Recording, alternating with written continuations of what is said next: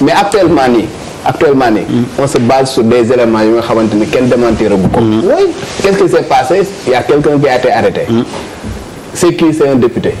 nan lañ ko arrêté? Il a été arrêté avec des faux billets. tey jii il a été inculpé pour corruption parce que dañ ne dafa jël 10 millions du ko jox ay gendarmes. C'est des faits qui existent. oui comme daal c'est des faits qui existent. maintenant est-ce que loolu nañ ko doon jiiñ moom moo ko def wala def ko juge moom moo ko def mais man li nga xamante moom laa mës a wax moo di la manière dont le dossier a été jugé.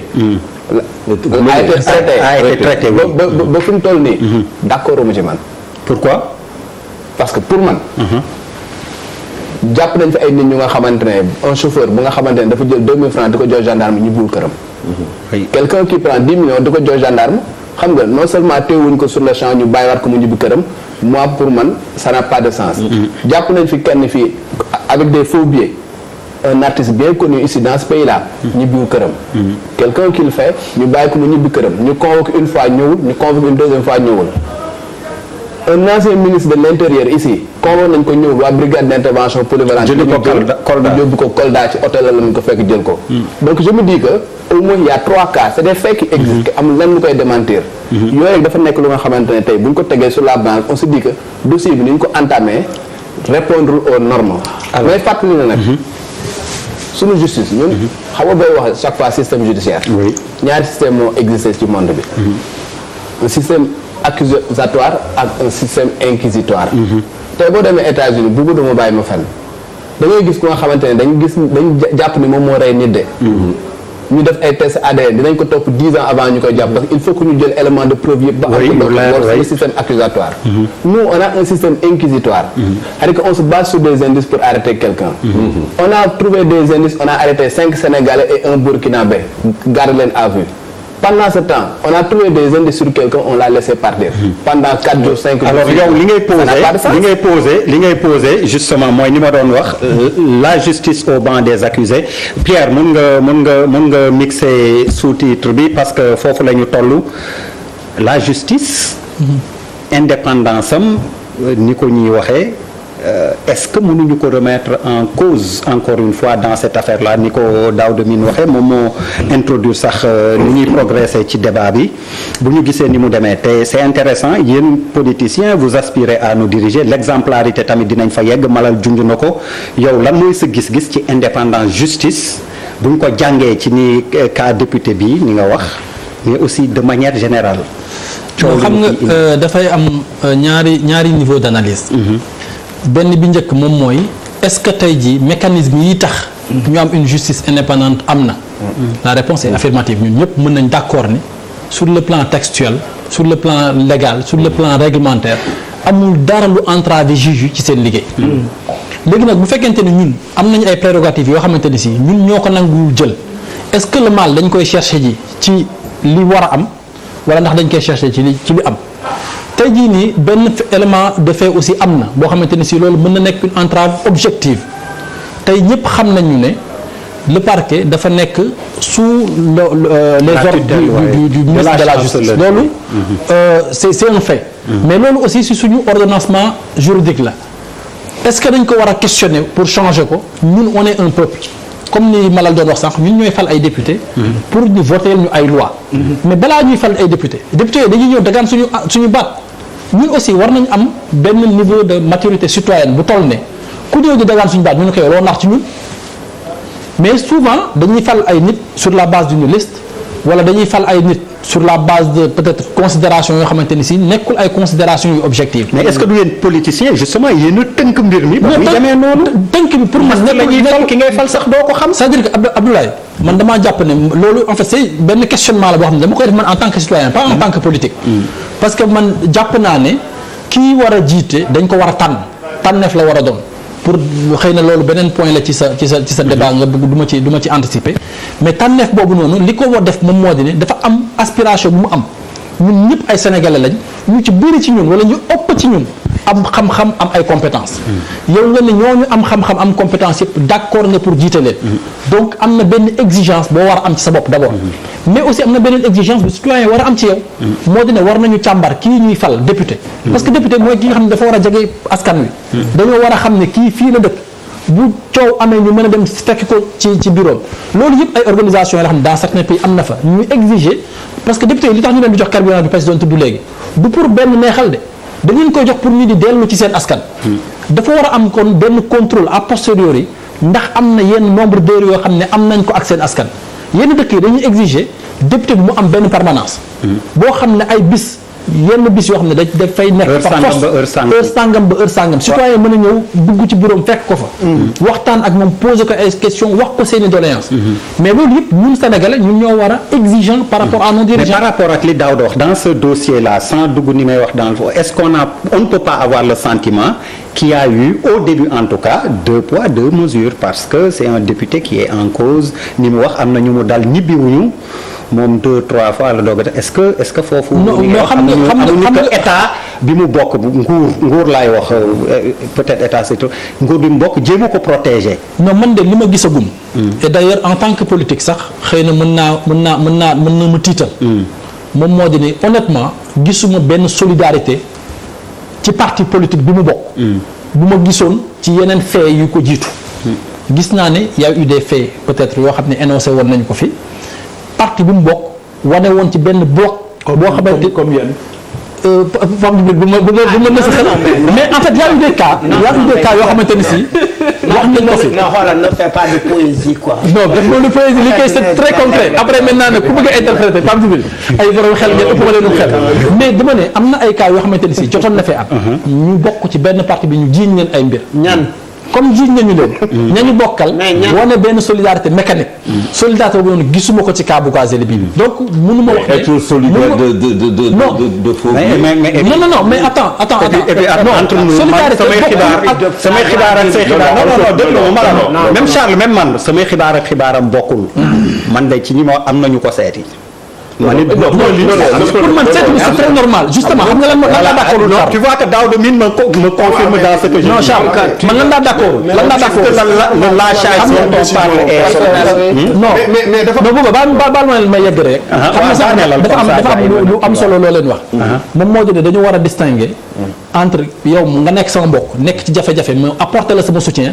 ak ñu daaneel la daal dina la yow yaa def nangam ba mu leer. ma d'accord ci ak yow. c'est-à-dire que man mën naa ko soutenir en tant que xarit ou en tant que mbokk ou en tant que ñoo bokk parti. waaye nag bu ñu demee ba ñu am conviction ni moom moo def. bu boobaa nag ñu daal di exiger ñun ñëpp en tant que sénégalais daan yee ca war ñu teg ko te benn allègement bañ cee am parce que justement moom dafa bokk ci ñi war a ëpp exemplarité su ñun parce que dafa nekk député ñu jox ko ay privilèges yu bëri kon buñ ko daanee nag bu boobaa dañ ko war a teg daan yu kawe yu wuteeg bi ñu waroon teg benn citoyen ordinaire man du ma dugg si ay daan kii du ma dugg si sujet boobu mais tu ne peux pas être politicien ne ko au pouvoir et être contre ta gendarmerie qui a communiqué. C'est-à-dire il faut être cohérent. Quand tu gères, voilà, il faut être cohérent. Donc solidarité boobu dama koy teg de côté, c'est un curseur que je ne vais pas toucher. Xam nga. Mon problème mooy que par rapport à cette histoire dafa am ay nouveautés yoo xamante ne dañ ko am dans notre corpus juridique. mooy que maanaam bu ñu arrêté kan sa avocat toog. problème mais moi j'ai am na koo xamante ne yeneen gox yi Dakar Sénégal am nañu avocat.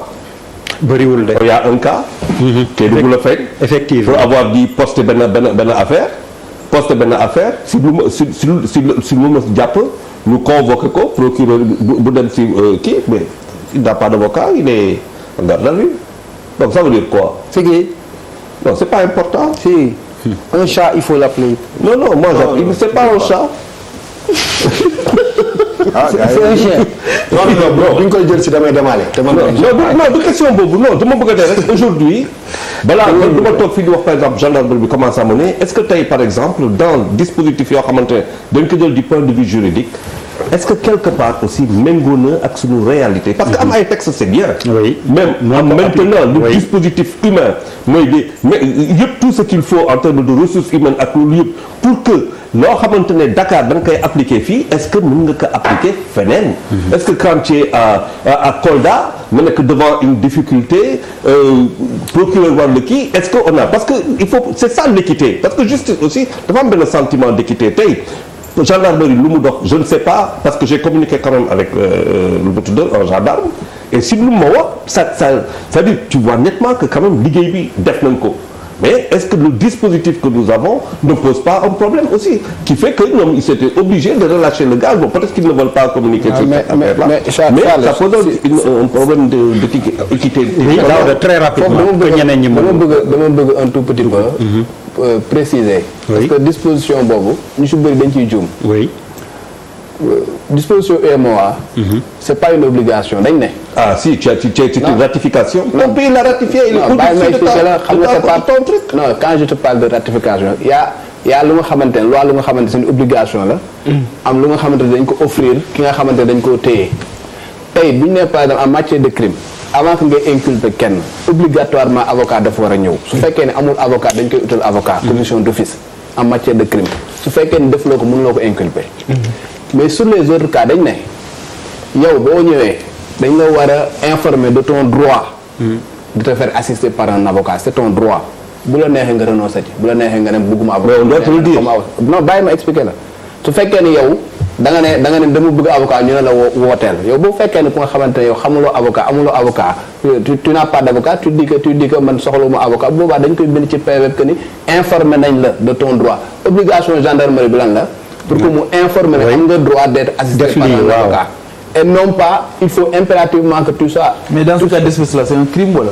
non c'est pas un crime. dans quel cas d'espèce. lii c'est pas un crime. non ban cas d'espèce moo doon crime. non affaire bii lay wax ne. ban affaire. pour cas bi. faux billet c'est pas un crime. ça l'est devenu. C'est devenu. mais non comprends ba léegi étape yi du benn. ici on est dans le cadre de l'enquête préliminaire. Au niveau du doyen des juges il s'agit d'inculpation. C'est 2 étapes. donc on peut être entendu. C'est deux étapes. non mais je veux savoir. mais il est inculpé pour crime. chef d'accusation yi ay crime la wala ay délit. première étape. mooy au niveau de la gendarmerie. waaw.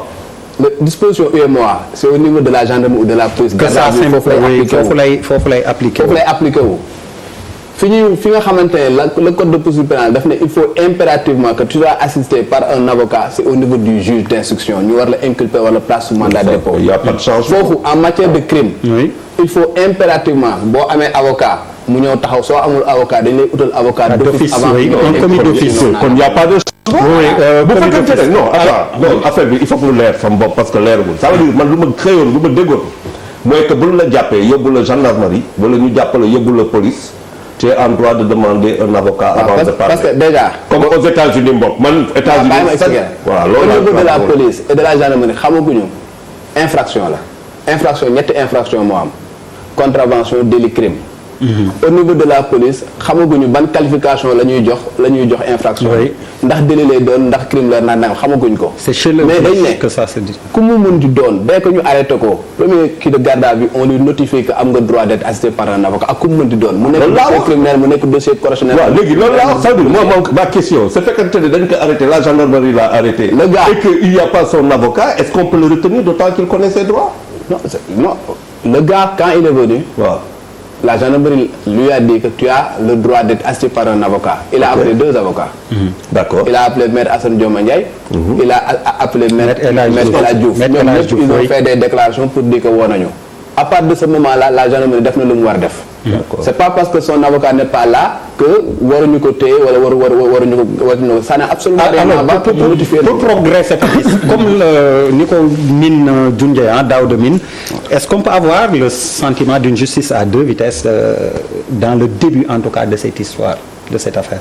non mais c'est que xam naa dama génnaat gamme quoi mais man je n'ai pas vu bu fekkee si dans l'interprétation ak li ñuy juger toujours dans tous les pays du monde à chaque fois la ngay dégg il y a une justice à 2 vitesses bii pour les wala pour les autres. Je commence par les États-Unis tu vois des concitoyens américains qui disent que qui sont pas d'accord sur le jugement wala qui pensent que il y a eu parti pris faveur loolu dafa am de façon globale mais lii am fii c'est la finalité qui est importante c'est que man j'aurais tiqué j'allais sortir même de ce territoire bu fekkoon ne amul suite quoi ñu toll ci ay mun na am ak mun na am mais aujourd'hui dañu nekk ci benn procédure judiciaire bu taxaw quoi quand même parce que y a un député qui a démissionné